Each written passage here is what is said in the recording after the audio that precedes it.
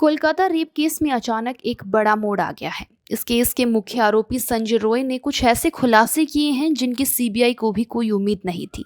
हाल ही में मिले CCTV footage ने सभी को चौंका दिया है। जो भी घटनाएं कमरे के अंदर हुई थी वे सब कुछ कैमरे में रिकॉर्ड हो गई है। सीबीआई ने इस केस की गहराई से जांच की और इसके बाद संजय रॉय ने बताया कि सबसे पहले उसने क्या किया और फिर उसके बाद पूरा ग्रुप कैसे इसमें शामिल हुआ।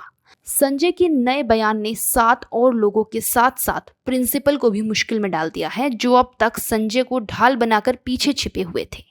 अब सवाल ये उठ रहा है कि असली दोषी कौन है। सीसीटीवी कैमरे और कुछ बयानों ने इस पूरे केस को उलझा दिया है। आज हम जानेंगे कि आखिर कोलकाता केस सीबीआई के लिए चुनौती क्यों बनता जा रहा है और उस रात के 4 मुख्य किरदारों को लेकर कई नए रहस्य खुल रहे हैं, वो क्या है। सीबीआई के सामने सबसे बड़ा सवाल यही है कि लेडी डॉक्टर के साथ संजय के अलावा और कौन कौन उस रात शामिल था। इस पूरी जानकारी को जानने के लिए सबसे पहले आप इस वीडियो को लाइक कर ले और हमारे चैनल को सब्सक्राइब जरूर करें। दोस्तों, अब तक उम्मीद की जा रही थी कि सीबीआई ने इस केस को सुलझा लिया है, लेकिन अचानक संजय ने कुछ ऐसे बयान दिए और कुछ ऐसे सीसीटीवी फुटेज सामने आए हैं जिससे कि पूरा मामला ये उलट गया है। 8 अगस्त की रात को एक ट्रेनी महिला डॉक्टर हॉस्पिटल के सेमिनार हॉल में सो रही थी।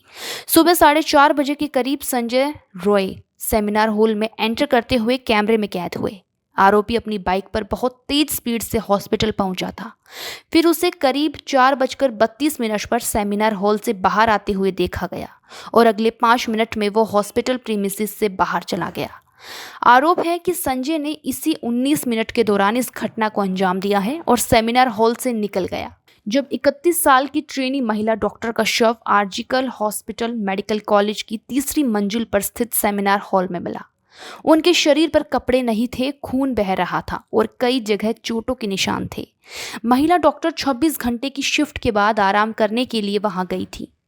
शव परीक्षण में उनके शरीर पर 16 बाहरी और 9 आंतरिक चोटें पाई गई। इस बात की जांच की जा रही है कि उनके शरीर पर ये सभी प्रहार किसने किए थे। सीसीटीवी फुटेज में देखा गया कि संजय रॉय 8 अगस्त को हॉस्पिटल के चेस्ट डिपार्टमेंट में पीड़ित डॉक्टर और अन्य लोगों को घूर रहा था।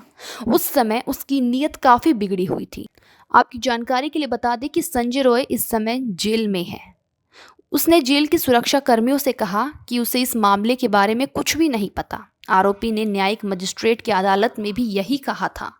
उसने जज से कहा कि उसने अपनी बेगुनाही साबित करने के लिए पॉलीग्राफ टेस्ट की सहमति भी दी थी और उसे इस मामले के बारे में कोई जानकारी नहीं है।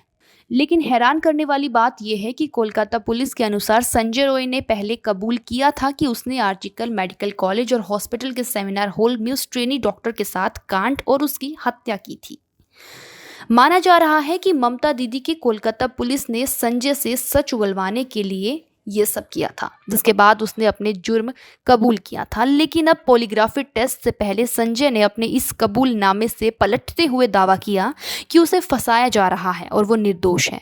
यानी असली कातिल कोई और है, जिसमें कॉलेज के प्रिंसिपल का नाम बार बार सामने आ रहा है और इसी कारण बताया जा रहा है कि इस पूरे कांड में 7 लोग शामिल हैं। तो वही मामले की जांच कर रही सीबीआई और पुलिस ने संजय के बयानों में कई गड़बड़ाहट पाई है। एक अधिकारी ने बताया कि संजय जांचकर्ताओं को भटकाने की कोशिश कर रहा है।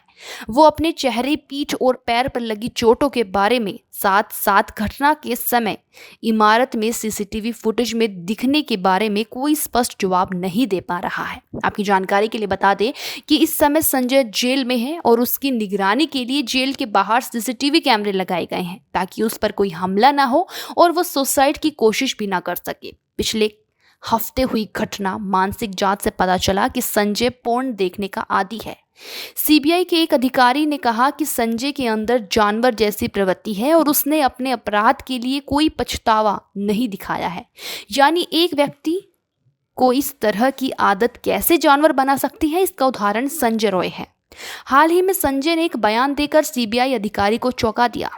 अब संजय बार बार कह रहा है कि उसने महिला को नहीं मारा।